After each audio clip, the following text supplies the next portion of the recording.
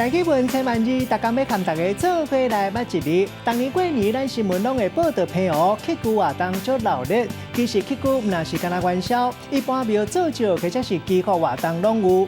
今仔日要甲大家小解这一日，就是乞龟的乞，读可以乞第4条。乞的意思就是甲人讨物件，或者是讲为着某一款的目的，想要甲人求。像讲乞龟，咱一般来讲就是跋杯求神明，素米菇、面菇、红菇粿，登去食平安。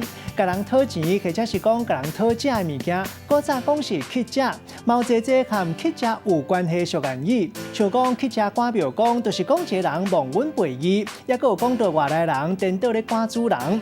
另外，有乞食等于厝，就是倒赢，意思就是颠倒赢；也有乞食拜墓下祖公，因为乞食拜祖先的墓，颠倒是咧侮辱祖先；也有古早这个乞，嘛有要养女的意思，像讲乞新妇啊，所得养的是谁，唔是亲生。嘛会讲是乞的，带大家做伙来小解两个和乞食有关系的台湾俗言语。头一个是乞食下大愿，这意思是讲乞食明明能力有限，煞下超过能力做会到的大愿望。